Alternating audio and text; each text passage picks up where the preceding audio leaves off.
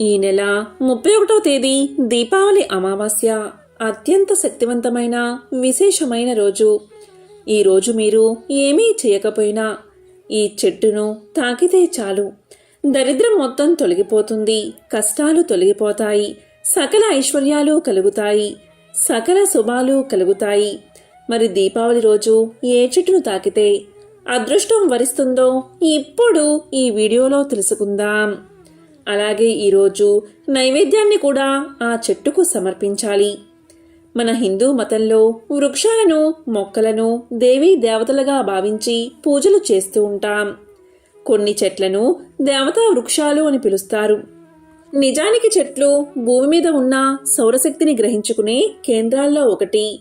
అవి మనకు కాయలు, పళ్ళు, పువ్వులు, ఔషధాలు ఇవ్వడంతో పాటు మానవాళి మనుగడకు ఎంతగానో తోడ్పడుతున్నాయి.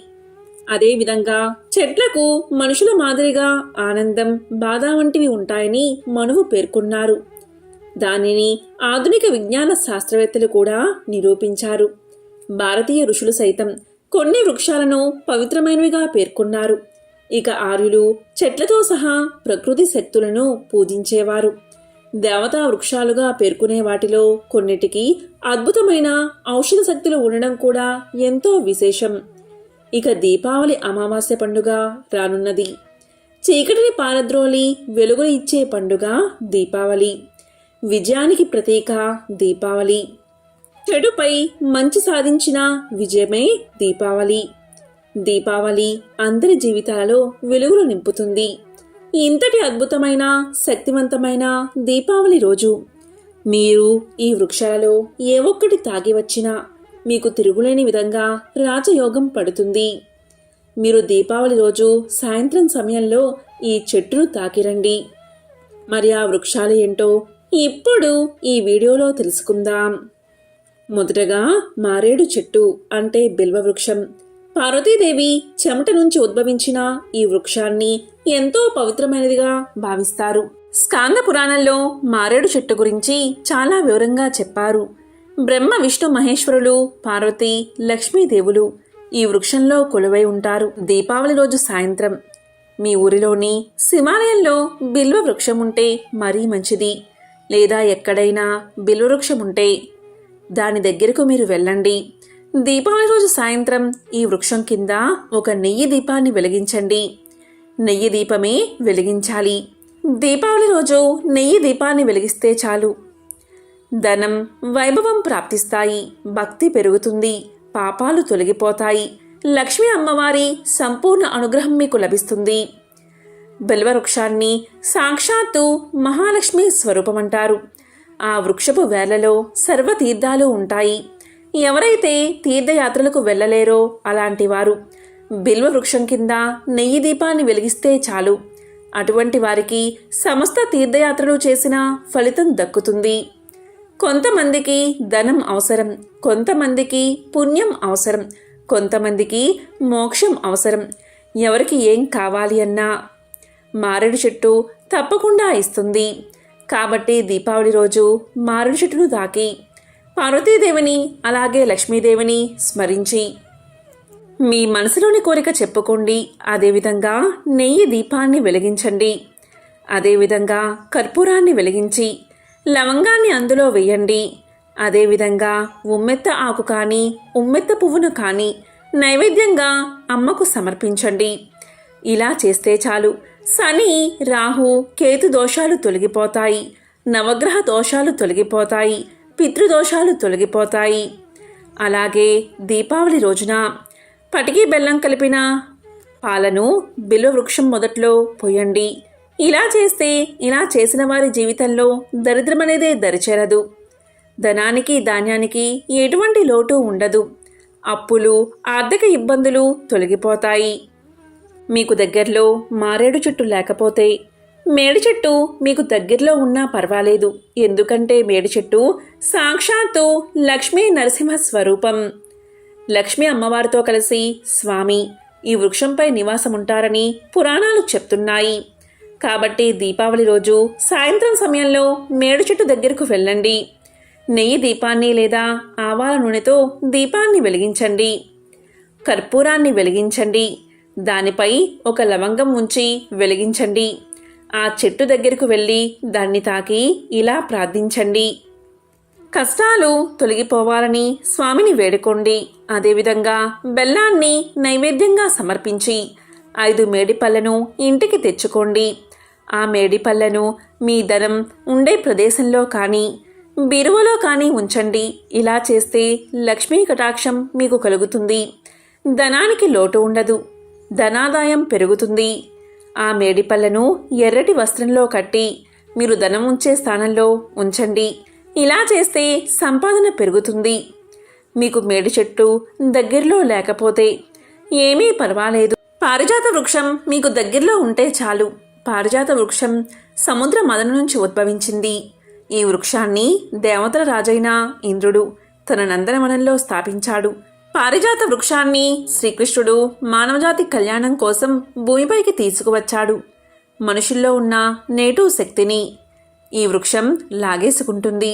పాజిటివ్ ఎనర్జీ చేకూరేలా తోడ్పడుతుంది. ఈ వృక్షం కింద దీపావళి రోజున ఒక నెయ్యి దీపాన్ని వెలిగించండి. కుదరని వారు ఆవాల నూనెతో అయినా దీపాన్ని వెలిగించండి. ఒక లవంగాన్ని, కర్పూరాన్ని ఉంచి మీ కోరిక చెప్పుకోండి. అంటే కర్పూర హారతి ఇవ్వండి. అలా హారతి ఇచ్చేటప్పుడు ఒక లవంగాన్ని కర్పూరంపై ఉంచండి. ఇలా వెలిగించి హారతి ఇస్తూ మీ మనసులోని కోరిక ఆ చెట్టుకు చెప్పుకోండి. ఇలా చేస్తే మీ కోరిక న్యాయబద్ధమైనదైతే తప్పక నెరవేరుతుంది. ఈరోజు ఆ పారిజాత వృక్షానికి వెన్నను నైవేద్యంగా సమర్పించండి. పారిజాత వృక్షం మీద స్వయంగా మహాలక్ష్మి, మహావిష్ణువు కొలువై ఉంటారు. ఈ వృక్షాన్ని తాకడం వల్ల శాపాలు, దోషాలు, దిష్టి దోషాలు తొలగిపోతాయి. శనిదోషాలు తొలగిపోతాయి. కాబట్టి దీపావళి అమావాస్య రోజు సాయంత్రం ఈ వృక్షాల్లో ఏ వృక్షమైనా సరే మీకు దగ్గరలో ఉంటే ఆ వృక్షం కింద ఈ విధంగా దీపాన్ని వెలిగించి నైవేద్యాన్ని సమర్పించి మీ కోరిక చెప్పుకుని సమస్త శుభాలను పొందండి. లక్ష్మీనారాయణల అనుగ్రహాన్ని పొందండి. దీపావళి హిందువులు జరుపుకునే అతి ముఖ్యమైన పండుగల్లో ఒకటి. ప్రతి సంవత్సరం ఆశ్వయుజ అమావాస్య రోజు దీపావళి పండుగను జరుపుకుంటారు. దీపాన్ని పరబ్రహ్మ స్వరూపంగా భావించి దీపావళి రోజు లక్ష్మీ పూజ చేసిన తర్వాత ఇల్లంతా దీపాలతో అలంకరిస్తారు. మనో వికాసానికి, ఆనందానికి, నవ్వులకు, సంపదలకు చిహ్నంగా ఈ దీపాన్ని భావిస్తారు. ఆశ్వయుజ బహుళ చతుర్దశి నుంచి కార్తీక మాసమంతా సంధ్యా సమయంలో మట్టి ప్రమిదల్లో దీపాలు వెలిగిస్తారు. ఈ సంవత్సరం అంటే 2024వ సంవత్సరం దీపావళి ఎప్పుడు జరుపుకోవాలి అనే ధర్మ సందేహం చాలా మందిలో ఉంది. అంటే ఈసారి అక్టోబర్ 31వ తేదీ దీపావళి జరుపుకోవాలా లేదా నవంబర్ 1వ తేదీ దీపావళి జరుపుకోవాలా అనే ధర్మ సందేహం చాలా మందికి ఉంది. దీపావళి అంటే దీపాల పండుగ అని. ఈరోజు అమ్మవారి ముందు ఒక్క దీపాన్ని వెలిగించినా చాలు, అమ్మవారు మనకు సకల ఐశ్వర్యాలను ఇస్తుంది. మరి ఏ రోజు అంటే అక్టోబర్ 31వ తేదీనా లేదా నవంబర్ 1వ తేదీనా ఏ రోజు లక్ష్మీదేవి ముందు దీపాన్ని వెలిగించాలి? అసలు దీపావళి పూజా సమయాలు ఏమిటి? శుభకాలం మొత్తం అంతా కూడా ఇప్పుడు తెలుసుకుందాం. అంతేకాదు, దీపావళి వెళ్ళిన మరుసటి రోజు నుంచి కార్తీక మాసం ప్రారంభమవుతుంది. ఈరోజు అంటే కార్తీక పాడ్యమి రోజు పాడ్యమి స్నానాలు చేసి కార్తీక మాసానికి ప్రతి ఒక్కరూ స్వాగతం పలుకుతారు. మరి కార్తీక పాడ్యమి స్నానాలు ఏ రోజు చేయాలి అంటే నవంబర్ 1వ తేదీనా లేదా నవంబర్ 2వ తేదీనా? కార్తీక పాడ్యమి స్నానాలు మరియు పాడ్యమి దీపాలు ఎలా వెలిగించాలి అనే విషయం గురించి కూడా ఇప్పుడు తెలుసుకుందాం. దీనికి సంబంధించిన ఒక కథ చెబుతారు. పూర్వం ఒకసారి దూర్వాస మహర్షి దేవేంద్రుడి ఆతిథ్యానికి వెళ్లి ఒక హారాన్ని ఇస్తాడు. ఆ హారాన్ని తిరస్కరించిన ఇంద్రుడు తన ఐరావతం మెడలో ఆ హారాన్ని వేస్తాడు. ఏనుగు ఆ హారాన్ని కాలితో తొక్కేస్తుంది. అసలే దూర్వాసుడికి కోపం ఎక్కువ. ఇదంతా చూసి కోపంతో రగిలిపోయిన ఆ మహర్షి దేవేంద్రుణ్ణి శపిస్తాడు. ఆ శాప ఫలితంగా తన స్థానాన్ని, సర్వ సంపదలను కోల్పోతాడు. దిక్కు తోచని స్థితిలో శ్రీ మహావిష్ణువును ప్రార్థిస్తాడు. కనికరించిన శ్రీ మహావిష్ణువు ఒక జ్యోతిని వెలిగించి దానిని శ్రీ మహాలక్ష్మి స్వరూపంగా తలచి పూజించమని ఉపదేశిస్తాడు. ఇంద్రుడు అలా చేసిన తర్వాత పోయిన సిరి సంపదలు తిరిగొచ్చాయని పురాణ కథనం. అప్పట్నుంచి లక్ష్మీదేవిని పూజించిన వారికి సర్వ సంపదలు చేకూరతాయని నమ్ముతారు. ఇక ద్వాపర యుగంలో దీపావళి. భూదేవి వరహస్వామికి అసుర సమయంలో జన్మించిన నరకాసురుడు తల్లి చేతిలో మాత్రమే మరణించేలా వరాన్ని పొందుతాడు. వరగర్వంతో లోకకంటకుడిగా తయారైన నరుకుడు ముల్లోకాలను పట్టి పీడిస్తాడు. నరకాసురుడి బాధలు భరించలేని దేవతలు, మునులు, గంధర్వులు శ్రీహరికి తమ గోడు వెళ్లబోసుకుంటారు. వారి మొర ఆలకించిన శ్రీ మహావిష్ణువు ద్వాపర యుగంలో కృష్ణుడిగా అవతరించి సత్యభామతో నరకాసుర సంహారం చేశాడు. నరకుడు చతుర్దశి రోజు మరణించగా ఆ తర్వాత రోజైన దీపావళి రోజు దీపాలు వెలిగించి ప్రజలు సంబరాలు చేసుకున్నారు. ఇక త్రేతాయుగంలో రావణ సంహారం తర్వాత సతీ సమేతంగా అయోధ్యకు చేరుకున్నాడు శ్రీరాముడు. అందుకే దసరాకి రావణ దహనం కార్యక్రమం నిర్వహిస్తారు. దసరా తరువాత వచ్చే పండుగ దీపావళి. రావణ సంహారం తర్వాత అయోధ్యకు చేరుకోవడంతో ప్రజలంతా దీపాలు వెలిగించి బాణాసంచా కాల్చి సంబరాలు చేసుకున్నారు. సాధ్యం త్రివర్తి సంయుక్తం వహ్నినా యోజితం మయా గృహానా మంగళదీపం త్రైలోక్య తిమిరాపహం భక్తాదీపం ప్రయచ్చామి దేవాయ పరమాత్మనే త్రాహిమాం నరకాత్ ఘోరాత్ దివ్యజ్యోతి నమోస్తుతే. 3 వత్తులు నూనెలో తడిపి అగ్నితో వెలిగించి శుభప్రదమైన 3 లోకాల చీకట్లను పోగొట్టగలిగిన దీపాన్ని వెలిగించాను. పరమాత్మునికి ఈ దీపాన్ని భక్తితో సమర్పిస్తున్నాను. భయంకరమైన నరకాల నుంచి రక్షించే దివ్యజ్యోతికి నా నమస్కారమని ఈ శ్లోకమర్థం. దీపావళి పండుగను ఏ రోజు జరుపుకోవాలో తెలియాలి అంటే ఈ సంవత్సరం దీపావళి అమావాస్య తిథి గురించి మనకు తెలియాలి. ఈసారి దీపావళి అమావాస్య తిథి అనేది అక్టోబర్ 31వ తేదీ మధ్యాహ్నం 3:52 మొదలై నవంబర్ 1వ తేదీ రాత్రి 6:16 అమావాస్య తిథి ముగుస్తుంది. ఎప్పుడైనా సరే దీపావళి అమావాస్య అంటే రాత్రి అమావాస్య గడియలను పరిగణలోకి తీసుకోవాలి. ఎందుకంటే అమ్మవారికి దీపావళి అమావాస్య అంటే చాలా ఇష్టమైన తిథి. అక్టోబర్ 31వ తేదీ రాత్రి మాత్రమే అమావాస్య గడియలు ఉన్నాయి. నవంబర్ 1వ తేదీ రాత్రి మాత్రం అమావాస్య గడియలు లేవు. ఇలా రాత్రి సమయంలో అమావాస్య గడియలనే ప్రామాణికంగా తీసుకుంటారు. దీపావళి అమావాస్యకు సూర్యోదయ సమయంలో అమావాస్య తిథి ఉండాలి అన్న నియమం ఏమీ లేదు. ఉండొచ్చు, ఉండకపోవచ్చు. కానీ రాత్రి మాత్రం అమావాస్య గడియలు తప్పకుండా ఉండాలి. రాత్రి అమావాస్య గడియలు ఉన్న రోజే దీపావళి అమావాస్యను జరుపుకోవాలి. ఈ సంవత్సరం అంటే 2024 సంవత్సరం అక్టోబర్ 31వ తేదీ రాత్రి మొత్తం అమావాస్య గడియలు ఉన్నందున అక్టోబర్ 31వ తేదీని దీపావళిగా జరుపుకోవాలని కొంతమంది పండితులు చెబుతున్నారు. మరి కొంతమంది పండితులు సూర్యోదయంతో అమావాస్య గడియలు మరియు సాయంత్రం 6 గంటల వరకు అమావాస్య గడియలు నవంబర్ 1వ తేదీన ఉన్నాయి కాబట్టి ఈ రోజునే దీపావళి జరుపుకోవాలి అంటున్నారు. ఇలా 2 రోజులు వచ్చినప్పుడు వాదనలకు దిగకుండా ఏదో ఒక రోజు దీపావళిని జరుపుకోండి. కానీ చెప్పాలి అంటే అక్టోబర్ 31వ తేదీ రాత్రి మొత్తం అమావాస్య గడియలు ఉన్నాయి కాబట్టి ఈ రోజు దీపావళి చేసుకుంటే 100% పూజా ఫలితం మీకు దక్కుతుంది. ఇక అక్టోబర్ 31వ తేదీ లక్ష్మీదేవి అమ్మవారిని పూజించడానికి శుభముహూర్తాలు ఎప్పుడో ఇప్పుడు తెలుసుకుందాం. లక్ష్మీదేవికి వృషభ లగ్న కాలం అంటే చాలా ఇష్టం. ఈ వృషభ లగ్న కాలంలో భక్తులందరూ లక్ష్మీదేవిని విశేషంగా పూజిస్తారు. అక్టోబర్ 31, 2024 లక్ష్మీదేవిని పూజించడానికి వృషభ లగ్న ముహూర్తం వచ్చేసి సాయంత్రం 6:25 నుంచి 8:26 వరకు వృషభ లగ్న కాలముంది. ఈ సమయంలో అమ్మవారిని భక్తి శ్రద్ధలతో పూజిస్తే అఖండ లక్ష్మీ కటాక్షం కలిగి ఆ ఇంట్లో లక్ష్మీదేవి సిరుల వర్షాన్ని కురిపిస్తుంది. ఈ సమయాన్ని వృషభ లగ్న కాలమంటారు.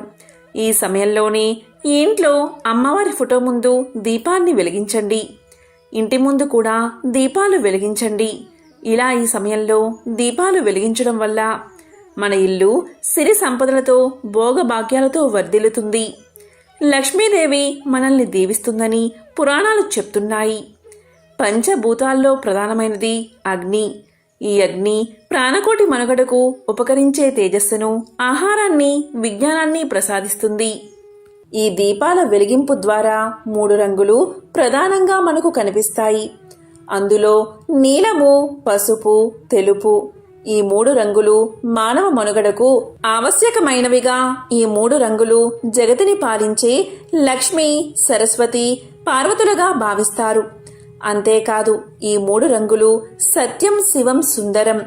ఈ 3 రంగుల దీపపు కాంతి ద్వారా స్త్రీ జగన్మాతలను ఆరాధించినట్లుగా మానవులకు విజ్ఞానం, వివేకం, వినయాలకు సంకేతమని సందేశాత్మకంగా హిందువులు నమ్ముతారు. మానవుడు నరకం నుంచి తప్పించుకోవాలి అంటే, అలాగే దక్షిణాయన పాపకాలం నుంచి తప్పించుకోవడానికి జ్యోతిని దానం చెయ్యాలని చెప్తారు. అందుకుగాను ఆశ్వయుజ మాసంలో వచ్చే బహుళ చతుర్దశి, అమావాస్యలు పరమ పవిత్ర పర్వదినాలుగా భక్తులు భావిస్తారు.